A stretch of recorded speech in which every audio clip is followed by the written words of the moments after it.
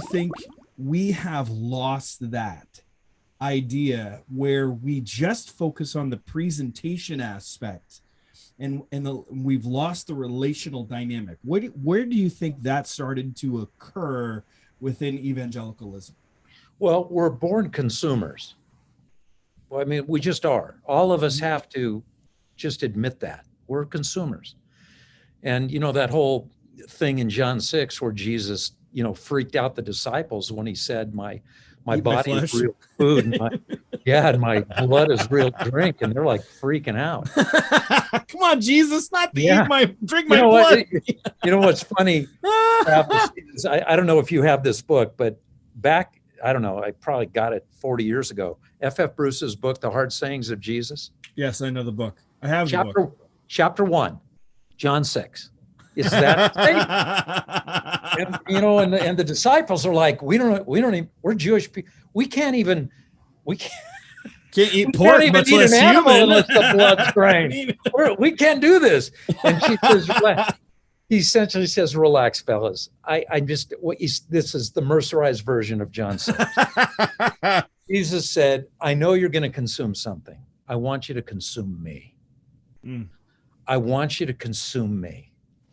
And when we follow Jesus, we're not fans of Jesus. How many times you talk to somebody and you tell them I'm a Jesus follower and they say, oh yeah. And they interpret that like, well, I follow the Dodgers, which I did until last week. And so, we're a fan of Jesus and we try to take in as many Sunday morning games as we can, right? Mm-hmm. No, when you follow Jesus, his passion is your passion. His mission is your mission. His love for people is your love for people. You become an organic extension of Jesus Christ himself if you are a Jesus follower. And if you follow Jesus, I know where you're going to end up. It's with lost people. I know that because that's where Jesus always goes. That's why he came. I've come to seek and to save those who are lost. Mm-hmm. And that's the gospel. So anyway, we're consumers. I was talking to a friend of mine at a church. He's with the Lord now, so I can tell this story. He was one of the greatest guys ever. I got to know him in Seoul, Korea, at a conference. We were both presenting on the Oikos Principle, and he didn't know that he was teaching the Oikos Principle, but we've all been teaching it for years. We just haven't called it that. And I said, so tell me what your church's mission statement is. And he said, well, we have a threefold statement. It's inward, upward, and outward. And inward is personal growth, upward would be worship, and outward would be mission, evangelism, I guess. And I said, yeah, Dave, we couldn't do that at HTC. And he looked at me, and his church is a lot bigger than our church. And he looked at me almost mad, and he said, never forget it. He said, why wouldn't that work at your church? And I said, because you give people options. You can't give people options. You give people those three options, inward, upward, outward. Where will they always go first?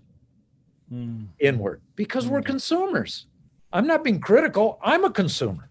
That's why Jesus said, Tom, consume me, not that. That's the kind of the vibe of the New Testament. Just take Jesus and not everything else. So I said, Dave, you might be able to get them to push upward a little bit. You will never get a church to look outward because they don't have time, which kind of harkens back to your initial question about people being exhausted when they show up on the weekend. They drag their bad selves into the seats. They've been working 2 jobs. You got a husband and a wife. It's taken them 20 minutes to get their kids into the program. Number one, that has not been as smooth an operation as pastors would like it to be. So now we've just made it worse. Not that they shouldn't, or we shouldn't provide kids ministry. Okay, I'm not saying that. But anyway, they come in, they're tired, they're exhausted. They got 3.2 kids, and they got one in soccer and one in basketball and one in dance. They're running around like chickens with their proverbial heads cut off all week long. And they come to church, and we're all excited about our initiatives and all these programs and all these things and all these opportunities. And we pitch it as if, yeah, you all are excited too, right? And they're saying, no, not really. They're not. I mean, they're just not. And so I try to encourage pastors, frame it up better, offer the gospel as a lifestyle to them, because that's the only thing Jesus gave us to do anyway. And let's just set aside all of the other good things, whatever that means, so that we can focus on the one great thing. And I do think, to your question a minute ago, where we got off track is we began to cater to this consumer vibe and giving people everything they want. When you talk to somebody who's looking for a church, what will they tell you? Well, Travis, can you recommend a church where I can be well fed? Can you recommend a church where my family's spiritual needs will be met? But very seldom do we hear people ask us, Tom, Travis, can you recommend a church that will help me change the world? I mean, really, because we're consumers. And so pushing people outward is a challenge. 3 types of churches. One is a church, one type has an inward vision and an inward structure. It's all about being Christians together in a holy huddle, as we've heard before, and we structure our church for ourselves. Well, that church is successful because it fulfills its mission statement. It's for them. Then there's a second type of church that has an outward vision and an inward structure. Okay, that's most churches that I've encountered.